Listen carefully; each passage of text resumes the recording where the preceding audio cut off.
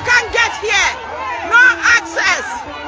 How many women police go kill? Look at them. They want to get in. No entrance to this National Assembly. They must